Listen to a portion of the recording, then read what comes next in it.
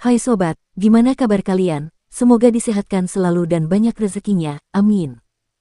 Jangan lupa untuk berlangganan. Dengan Anda berlangganan, Anda menjadi orang pertama di channel ini yang memiliki hak istimewa.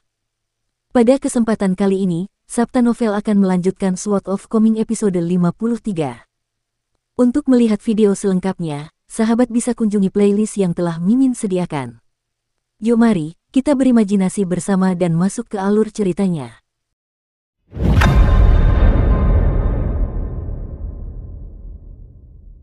Chen Ping'an berlari kencang sambil menggendong Ning Yao di bahunya, kecepatannya bahkan lebih cepat daripada saat dia mendaki gunung tadi. Seolah-olah dia sedang menculik putri seseorang yang masih suci dan suci. Luka Ning Yao cukup parah, dan dia merasa lebih buruk saat dia melompat-lompat di bahu Chen Ping'an. Namun, ini bukan saatnya untuk mengkhawatirkan perasaan atau wajahnya. Kalau tidak, jika kera tua itu menyerang mereka lagi, kemungkinan besar dia dan Chen Ping'an akan mati bersama, demi cinta.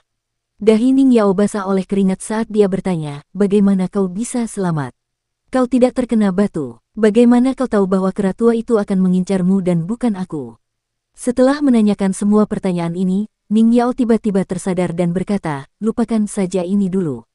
Sementara kera tua itu mengisi ulang kinya, kita harus lari sejauh mungkin. Aku sudah memerintahkan pedang terbangku untuk menghalanginya, tetapi aku memperkirakan itu tidak akan bisa menundanya terlalu lama. Chen Ping'an mengangguk pelan, dan dia secepat angin saat dia dengan cekatan menavigasi lorong-lorong. Dia seperti ikan yang berenang cepat di air. Setelah berlari jauh dari sisi barat kota kecil itu, Chen Ping'an menemukan kesempatan untuk menjelaskan dengan tenang, saat kami bertarung di lorong vas tanah liat, aku menipu seekor kera tua untuk melompat ke atas atap yang tua dan bobrok, menyebabkannya jatuh ke dalam rumah. Saat dia di sana, aku diam-diam melemparkan sepotong kecil genteng yang pecah ke atap di dekatnya. Benar saja, dia mengira aku yang ceroboh dan mengungkap posisiku, jadi dia tiba-tiba melemparkan genteng, memecahkan dinding dan atap. Itu benar-benar mengerikan. Saat itu, aku sebenarnya sedang berbaring di atap dekat situ cukup lama, tetapi aku tidak berani keluar karena takut mengganggumu. Aku juga berpikir apakah aku bisa memanah kera tua itu. Namun, ketika aku melihatnya melemparkan batu itu ke udara, bagaimana mungkin aku masih berani bersikap ceroboh? Batu itu seperti naga api yang terbang tinggi ke langit, dan aku yakin semua orang di kota kecil itu bisa melihatnya jika mereka mendongak. Saat itu aku berpikir lebih jauh, dan aku mempertimbangkan apa yang akan kulakukan jika aku jadi dia. Aku pasti akan menggunakanmu sebagai umpan untuk memancing orang yang bersembunyi di dekat sini. Setelah berurusan dengan mereka, aku akan mengalihkan perhatianku kembali kepadamu. Menangkap dua ikan dengan satu umpan, betapa hebatnya itu, bukan? Jadi aku memutuskan untuk melepas kemeja Liu Xianyang dan membuangnya terlebih dahulu. Baru setelah itu aku berani berlari keluar untuk menyelamatkanmu. Mata Ning Yao berbinar, dan dia mendecak lidahnya karena heran. Namun, dia secara misterius mulai menginterogasinya, bertanya, Chen Ping'an, dari siapa kamu belajar semua rencana licik ini? Kamu tampak jujur dan sok suci, tetapi kamu jelas tidak sejujur yang terlihat. Bicaralah, setelah Taois Lu menyelamatkanku dan membawaku ke rumahmu, apakah kamu memanfaatkan kesempatan itu untuk melakukan hal lain padaku setelah melepaskan topiku yang terselubung? Chen Ping'an tercengang, dan ekspresinya sama seperti saat ia dicambuk di kepala dengan ekor sapi saat ia masih muda. Apa? Ning Yao tidak meneruskan interogasinya, dan dia malah mulai tertawa sendiri. Chen Ping'an adalah orang yang tamak, namun dia jelas bukan orang mesum. Ning Yao sangat yakin akan hal ini, sama seperti dia sangat yakin bahwa dia pasti akan menjadi seorang pendekar pedang yang hebat di masa depan. Bukan salah satu yang terkuat, tetapi yang paling kuat. Turunkan aku, katanya dengan suara rendah. Kamu sudah bisa jalan sendiri sekarang? Tanya Chen Ping'an. Belum, jawab Ning Yao dengan enggan. Tapi kalau kau terus berlari seperti ini, bahkan jantung dan ususku akan terguncang olehmu. Saat itu, aku mungkin tidak akan terbunuh oleh tinju kera tua itu, tapi aku malah akan terbunuh di bahumu. Kera tua itu akan benar-benar tertawa terbahak-bahak jika mendengar tentang itu. Chen Ping'an melambat dan berkata dengan sakit kepala, lalu apa yang harus kita lakukan? Mencari tempat persembunyian di dekat sini. Sebenarnya aku ingin meninggalkan kota kecil ini. Ada tempat yang tidak mudah ditemukan. Ning Yao tiba-tiba teringat sesuatu, dan bertanya dengan rasa ingin tahu, di mana baju besi kayu dan porselen yang kamu buat sendiri? Mengapa kamu tidak memakainya? Chen Ping'an tersenyum pahit dan berkata, itu tidak terlalu berguna melawan kera tua itu, dan bukannya membantu, itu malah akan memperlambatku. Jadi aku memutuskan untuk melepaskannya. Syukurlah aku melakukannya, kalau tidak aku tidak tahu bagaimana aku bisa membawamu pergi. Aku tidak akan bisa menggendongmu di bahuku atau punggungku, aku juga tidak akan bisa menggendongmu dalam pelukanku. Memikirkannya saja membuatku sakit kepala. Ning Yao menghela napas sebelum mengambil keputusan dan berkata, Chen Pingan, turunkan aku dulu. Lalu gendong aku di punggungmu ke tempat yang kau sebutkan. Chen Pingan tentu saja tidak keberatan. Dia menurunkan Ning Yao dan membaringkannya di punggungnya tanpa ragu-ragu sebelum berlari lagi. Ning Yao, di mana pedangmu? Kenapa kamu hanya punya sarung pedang? Tanyanya. Sambil melingkarkan lengannya di leher Chen Pingan, dia mendengus, itu terkubur di dalam tanah. Chen Pingan tidak bertanya apa-apa lagi saat dia berlari ke suatu tempat yang jarang dikunjungi di luar kota kecil itu. Ini adalah daerah terpencil yang dipenuhi dengan makam-makam yang tidak pernah dikunjungi lagi. Rumput liar menutupi makam-makam itu, dan tumbuh begitu lebat sehingga tempat ini lebih mirip kebun sayur daripada tempat pemakaman. Mereka bisa mendengar suara burung hantu dari waktu ke waktu, dan ini membuat lingkungan sekitar tampak semakin menyeramkan. Untungnya, Chen Pingan tidak seperti anak-anak lain seusianya, dan dia memendam perasaan yang unik terhadap tempat ini. Jadi, dia sama sekali tidak merasa tidak nyaman. Setelah sekitar 15 menit, Chen Pingan berjalan melewati patung-patung yang rusak dan runtuh yang tak terhitung jumlahnya dengan Ning Yao di punggungnya, dan dia tiba di belakang patung dewa raksasa yang runtuh dan kehilangan kepalanya karena suatu alasan. Tubuhnya sepanjang 6 meter, dan orang bisa membayangkan betapa perkasa dan bermartabatnya patung itu ketika masih utuh dan duduk dengan tenang di sebuah kuil. Chen Pingan berjongkok dan mencoba membiarkan Ning Yao turun dari punggungnya. Namun, setelah menunggu beberapa saat, tidak ada respons yang berarti. Chen Pingan hampir mati ketakutan, mengira Ning Yao sudah meninggal dalam perjalanan ke sini. Saat dia berdiri di sana dengan ekspresi tercengang di wajahnya, benar-benar tidak bisa berkata apa-apa karena terkejut, gadis muda yang telah menikmati tidur siang yang nyenyak dan nyaman selama ini akhirnya terbangun, secara naluriah menyeka sudut mulutnya dengan punggung tangannya. Dia kemudian bertanya dengan suara mengantuk, apakah kita sudah sampai? Entah mengapa, Chen Pingan hampir menangis saat mendengar suaranya. Dia buru-buru menarik napas dalam-dalam dan menenangkan dirinya. Kemudian dia dengan lembut melepaskan cengkeramannya pada kaki Ning Yao untuk menurunkannya sebelum berbalik dan berkata sambil tersenyum, ini adalah gubuk sementara yang aku bangun musim gugur lalu. Aku dulu selalu membawa Guken ke sini untuk bermain, dan dia selalu mendesakku untuk membangun sesuatu yang menyenangkan untuknya. Jadi aku mengumpulkan beberapa cabang dan membuat rangka, lalu aku mengambil beberapa daun dan rumput untuk diletakkan di atasnya. Cukup kokoh, dan tidak runtuh bahkan setelah 2 kali hujan salju lebat musim dingin lalu. Ning Yao berdiri dan menoleh ke belakang, dan dia tidak melihat pedang terbang itu kembali dengan keadaan acak-acakan. Ini pertanda baik, karena itu menandakan bahwa kera tua itu belum menemukan tempat persembunyiannya. Chen Pingan menyuruh Ning Yao menunggu sebentar, lalu membungkuk dan memasuki gubuk kecil itu. Setelah merapikannya sedikit, dia membuka pintu dan mengundangnya masuk. Ning Yao merasakan kelegaan saat dia duduk di gubuk yang tidak terasa terlalu sempit. Chen Pingan tidak menutup pintu kayu kasar itu, dan malah duduk di ambang pintu dengan membelakangi Ning Yao. Mengapa kamu tidak menutup pintunya? Tanya Ning Yao. Tidak akan ada bedanya jika kera tua itu menemukan kita, Chen Pingan menggelengkan kepalanya dan berkata. Duduk bersila, Ning Yao mengangguk dan berkata, itu benar. Setelah terdiam beberapa saat, Ning Yao melanjutkan, tidak ada pertanyaan yang ingin kau tanyakan. Benar saja, Chen Pingan bertanya, apakah kera tua itu menggunakan ketiga napas Qi? Mehem. Namun, aku punya kabar buruk untukmu, jawab Ning Yao. Dia bisa melanggar peraturan setidaknya sekali lagi, dan itu sudah lebih dari cukup untuk menghadapi kami berdua yang terluka. Ning Yao, berapa harga yang harus dia bayar? Tanya Chen Pingan. Aroma rumput di dekatnya meresap ke dalam gubuk kecil itu, membuat udara terasa sejuk dan menyegarkan. Meskipun agak lembab, Ning Yao merasa ini sudah sangat menyenangkan. Ia tidak bisa meminta terlalu banyak. Sen berpikir sejenak sebelum menjawab, kera tua itu telah bertarung 3 kali. Pertama kali adalah ketika dia mengejarmu dari lorong vas tanah liat ke sisi barat kota kecil. Dia lebih berhati-hati saat itu, dan itu terutama karena dia mencoba mengukur apakah kamu memiliki dukungan eksternal atau tidak. Bagaimanapun, dia takut seseorang mencoba menjebaknya dan menargetkan nyonya mudanya dari Gunung Sunskok. Jadi, dia mungkin hanya kehilangan 3 hingga 5 tahun dari masa hidupnya. Yang kedua adalah ketika dia bertarung melawanku di dekat sungai.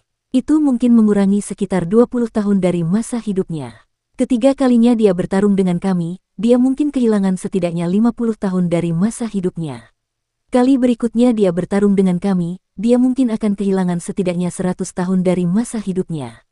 Ada kilatan cerah di mata Chen Ping'an saat dia mencabut sebatang rumput dari tanah dan menjentikkan tanah dari akarnya sebelum memasukkannya ke dalam mulutnya.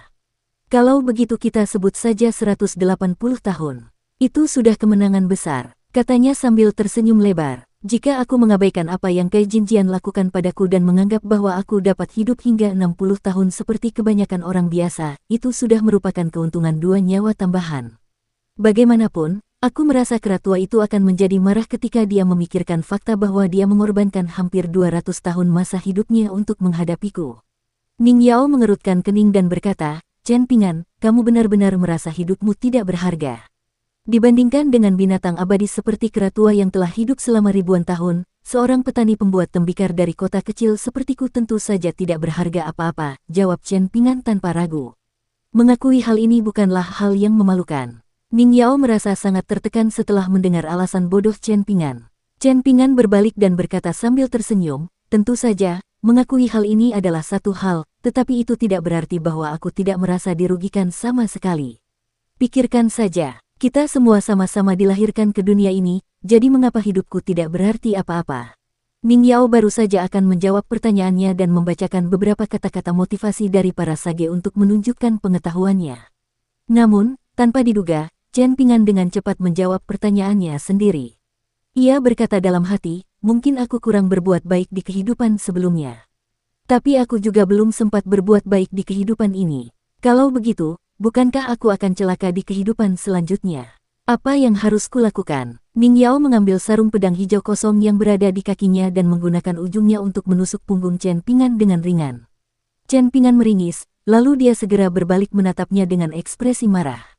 Ning Yao melotot ke arahnya dan berkata, kamu belum hampir mati, jadi mengapa kamu sudah memikirkan kehidupanmu selanjutnya?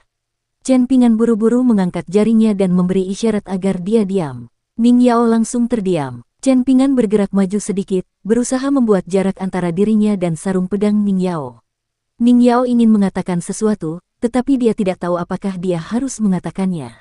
Akhirnya, dia memutuskan untuk mengatakan yang sebenarnya kepada Chen Ping'an, dengan suara serak, Chen Ping'an, pernahkah kamu mempertimbangkan ini? Meskipun dia telah kehilangan 180 tahun dari masa hidupnya, berapakah masa hidup awal kera pemindah gunung dari Gunung Sun Skok ini? Sambil menatap langit dengan punggungnya menghadap gadis muda itu, Chen Ping'an menjawab sambil menggelengkan kepala. Bagaimana dia bisa tahu tentang hal misterius seperti itu? Dia mungkin tidak bisa menebak dengan benar bahkan jika dia memeras otaknya sekuat tenaga. Beberapa hal seperti lempengan batu biru di Fortune Street dan Peach Leaf Alley, jika Chen Ping'an tidak berlari ke sana untuk mengantarkan surat, dia tidak akan pernah tahu bahwa ada jalan selain jalan lumpur di dunia. Ning Yao menghela napas dan berkata, sebagai keturunan binatang purba yang lahir dari fenomena aneh langit dan bumi, titik akupuntur binatang ini jauh lebih rendah daripada kita manusia.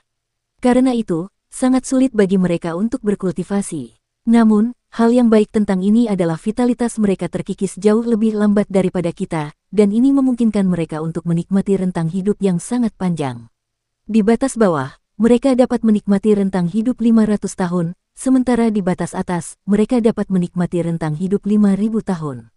Kera pemindah gunung suka berpindah-pindah, jadi jika mereka tidak berkultivasi, mereka secara alami tidak akan menikmati umur yang sangat panjang.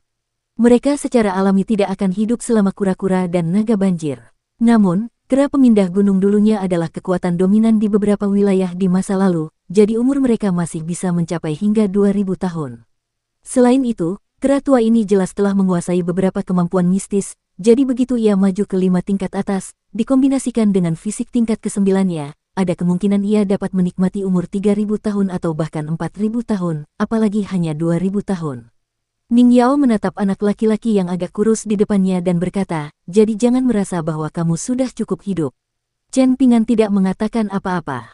Sementara itu, Ning Yao merasa sedikit sedih untuknya. Keduanya terdiam. Ning Yao mulai merasa sedikit bersalah karena telah mengungkapkan rahasia ini, dan dia mencoba memeras otaknya untuk mencari kata-kata yang dapat menghibur Chen Ping'an. Namun, ketika dia mulai merasakan sakit kepala setelah berpikir terlalu keras, dia tiba-tiba mendengar suara dengkuran lembut terdengar dari depannya. Dukung terus channel YouTube Sabta Novel. Ning Yao tercengang. Ini adalah hunian besar yang terletak jauh di dalam Apricot Blossom Alley.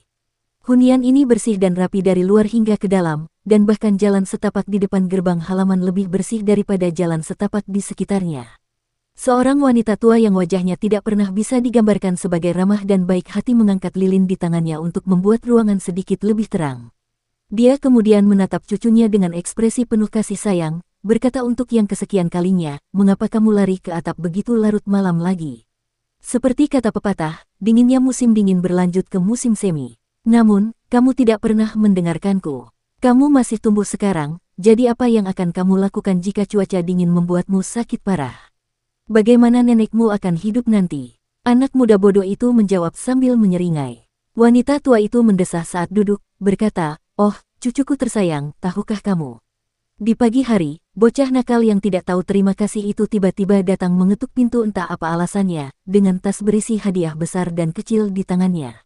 Kamu tidak ada di rumah saat itu, jadi kamu tidak dapat melihat ekspresinya. Oh, dia tampak seperti anak yang berbakti dan ayah yang peduli. Nenekmu hampir menangis." Wanita tua itu memasang ekspresi mengejek saat mengatakan ini, dan tiba-tiba berbalik untuk meludahkan bola dahak kental ke tanah. Namun, dia segera menyesalinya, dan dia buru-buru menggunakan ujung kakinya untuk membersihkannya.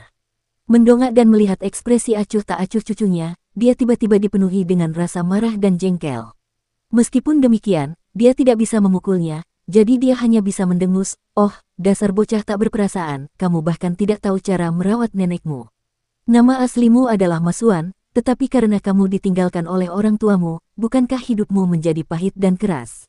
Jadi nenek menambahkan hurufku ke namamu." Catatan, karakter Cinaku yang dimaksud di sini secara harafiah berarti pahit atau kesusahan.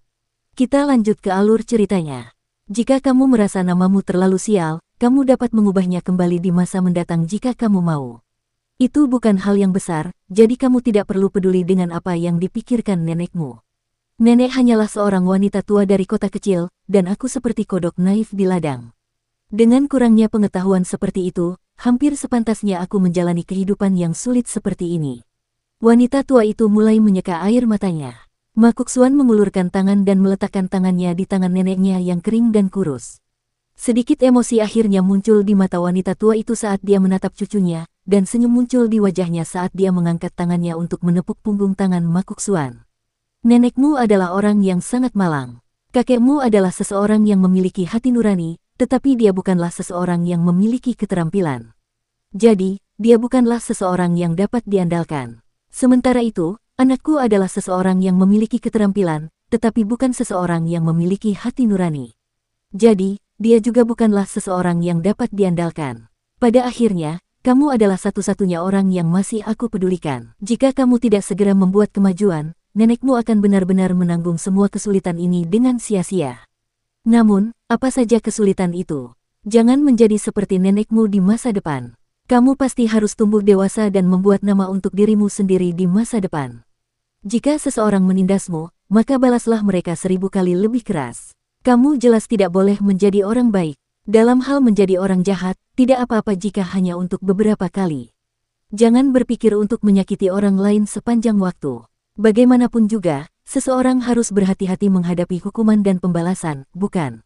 Surga mungkin ingin tertidur selama bertahun-tahun, tetapi pada akhirnya ada saat-saat ketika surga membuka matanya. Jika kamu cukup sial untuk tertangkap, maka aduh. Makuksuan terpaksa mendengarkan ocehan ini sejak usia sangat muda, dan kemungkinan besar telinganya sudah kapalan karena mendengarkan semua ini. Bahkan, ia mungkin sudah mengalami beberapa kali kapalan. Namun, Makuksuan akhirnya tidak menarik tangannya, dan ia membiarkan neneknya memegang tangannya dengan lembut. Wanita tua itu tiba-tiba bertanya, "Mengapa kamu menyukai Zigui yang tercela itu?" "Karena dia terlihat cantik," jawab Makuksuan sambil tersenyum tipis. Wanita tua itu menepuk punggung tangan Makuksuan pelan dan memaki, "Dasar belatung kecil yang tidak punya hati. Kau bahkan tidak mau mengatakan yang sebenarnya pada nenekmu." Makuksuan tersenyum dan berkata, "Jangan khawatir, nenek, itu hal yang baik." Wanita tua itu merasa skeptis, namun ia memutuskan untuk melupakan topik itu sejenak, dan berkata, "Tahukah kamu mengapa orang tuamu meninggalkanmu?" Makuksuan tersenyum dan menjawab, "Karena kita miskin saat itu. Jadi mereka tidak mampu membiayaiku." Wanita tua itu tiba-tiba meninggikan suaranya, menjerit, "Miskin? Selama 7 atau 8 generasi terakhir, klan Ma benar-benar tidak miskin. Namun, kami sudah terbiasa tunduk kepada orang lain, sedemikian rupa sehingga kami bahkan tidak tahu bagaimana bersikap sebagai tuan lagi. Sebenarnya, leluhur kami meninggalkan sebuah instruksi untuk kami. Terlepas dari seberapa kaya kami tidak akan pernah bisa pindah tempat tinggal ke Fortune Street atau Peachleaf Alley.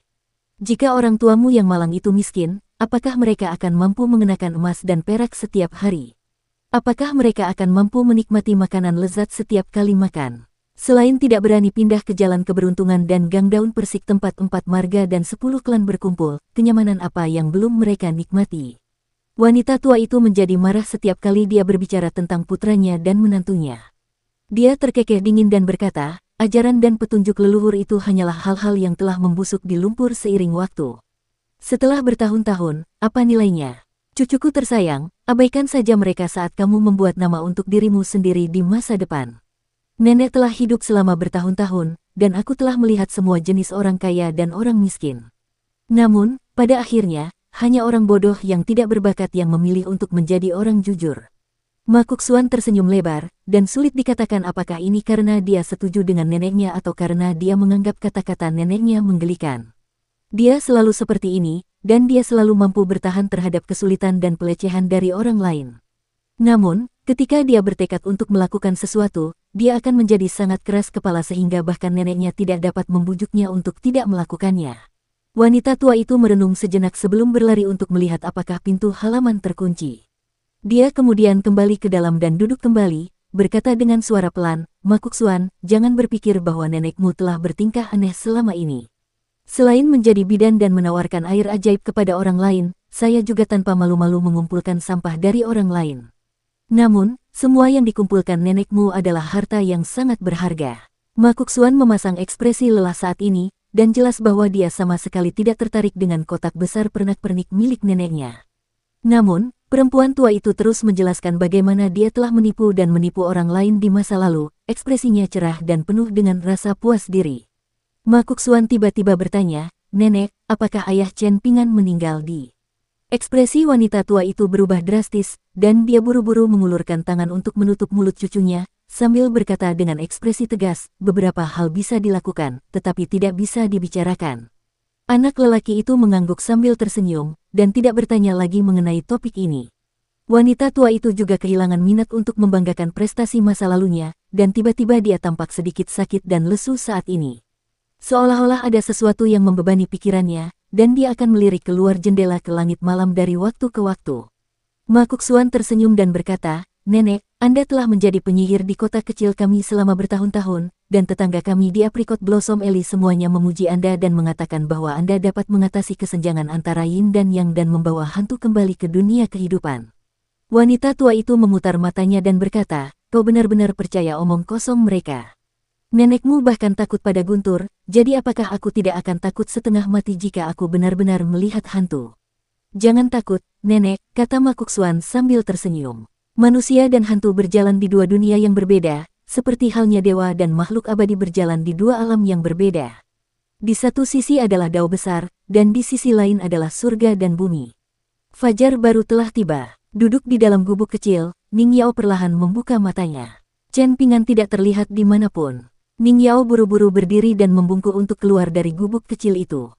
Dengan satu ketukan kakinya, dia melompat ke bahu besar patung yang runtuh dan rusak itu. Chen Pingan berlari mendekat dari kejauhan, langkah kakinya tidak tergesa-gesa maupun lambat. Dia tidak terlihat seperti sedang melarikan diri dari seseorang. Ketika dia melihat gadis muda berpakaian hijau itu, dia buru-buru melambaikan tangannya dan memberi isyarat agar gadis itu turun. Ning Yao melompat turun dari patung dan mendarat di depan Chen Pingan. Kera tua itu belum menemukan tempat persembunyian kita, kata Chen Pingan. Setelah mengatakan ini, Chen Pingan mengatupkan kedua tangannya dan membungkuk pada patung dewa tanpa kepala itu, sambil menggumamkan sesuatu dengan pelan. Ning Yao samar-samar dapat memahami apa yang dia katakan, dan itu adalah hal-hal seperti memohon kepada dewa agar tidak menyalahkannya karena bersikap tidak sopan dan sebagainya. Dia memutar matanya, tetapi dia tidak mengatakan apa-apa. Setelah itu, Chen Pingan merendahkan suaranya dan berkata dengan ekspresi misterius, biarkan aku menunjukkan dua patung kepadamu, mereka sangat menarik. Apakah ada dewa atau makhluk abadi yang bersedia menunjukkan diri kepadamu? Apakah kamu mencoba memberitahuku bahwa ketulusanmu akan menghasilkan hasil instan? Chen Ping'an mendengus dan berkata, Ning Yao, kata-katamu sungguh. Ning Yao mengangkat alisnya. Chen Ping'an segera mengubah taktiknya, dan melanjutkan dengan nada halus, seperti orang yang banyak membaca. Ning Yao tiba-tiba menjadi orang yang berbeda saat ini. Dia batuk beberapa kali dan mengingatkan dirinya untuk tetap rendah hati. Chen Ping'an memimpin jalan, dan Ning Yao diam-diam mengikutinya. Tanpa sadar dia mengangkat jarinya dan memijat gelabelannya. Dia benar-benar berjalan di atas tali antara hidup dan mati. Setelah pergulatan batin yang panjang dengan dirinya sendiri, dia menarik napas dalam-dalam dan dengan lemah mengucapkan dua kata, terima kasih. Chen Ping'an terus membuka mata dan telinganya, jadi dia tentu saja mendengar ucapan terima kasih Ning Yao yang tiba-tiba. Meskipun dalam benaknya, dia tidak merasa Ning Yao perlu berterima kasih padanya. Sebaliknya, dialah yang seharusnya berterima kasih padanya. Namun, Chen Ping'an benar-benar tidak tahu harus mulai dari mana, jadi dia memutuskan untuk mengabaikan masalah ini sama sekali. Chen Ping'an tiba-tiba berhenti. Ia melihat ke arah selatan dengan linglung dan bergumam, bagaimana jika kera tua itu telah diusir dari dunia kecil ini oleh Tuan Qi. Dan itulah alasan mengapa ia belum menemukan kita. Apa yang harus kita lakukan? Ning Yao tidak tahu harus berkata apa mengenai hal ini. Chen Ping'an terus berjalan maju, tidak menunjukkan tanda-tanda merasa tidak enak badan.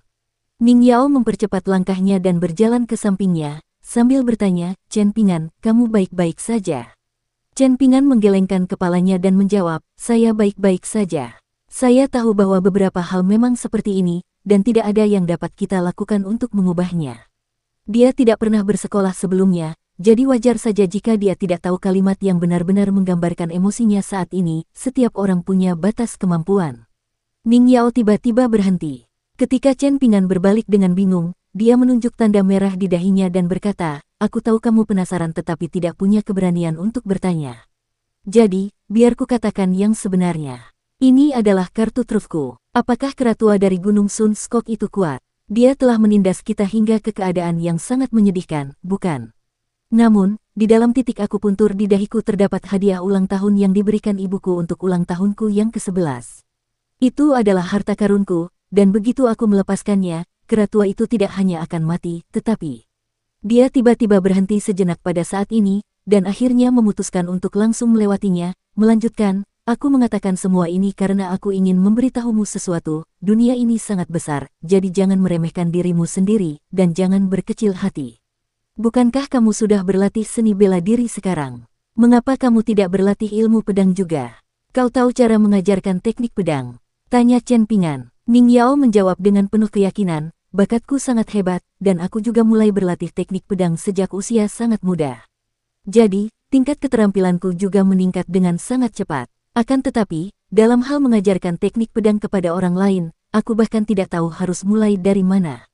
Chen Ping'an menggaruk kepalanya. Ning Yao merenung sejenak sebelum berkata dengan ekspresi serius, bahkan jika aku ingin memberikan pedang terbangku kepadamu, pedang terbang itu pasti tidak akan setuju. Lagi pula, aku juga tidak ingin mempermalukannya seperti itu. Di kampung halamanku, kami memandang pedang dengan roh sebagai makhluk yang setara dan berpikiran sama. Pada akhirnya, Ning Yao melepaskan sarung pedang seputih salju dari pinggangnya dan berkata, tapi aku bisa memberikan sarung pedang ini kepadamu. Chen Ping'an bingung, dan dia bertanya, mengapa? Ning Yao menepuk bahu Chen Ping'an dengan kuat dan berkata dengan penuh arti, karena kamu sudah memiliki sarung pedang, apakah kamu masih jauh dari menjadi seorang pendekar pedang abadi? Chen Ping'an menerima sarung pedang kosong itu dengan bingung, ekspresinya tercengang saat dia berkata, apa maksudnya? Ning Yao melangkah maju. Ia merasa baru saja melakukan sesuatu yang sangat alami dan gagah. Hanya itu saja. Chen Ping'an memegang sarung pedang dengan hati-hati, sambil berpikir, di mana lagi aku bisa menemukan pedang.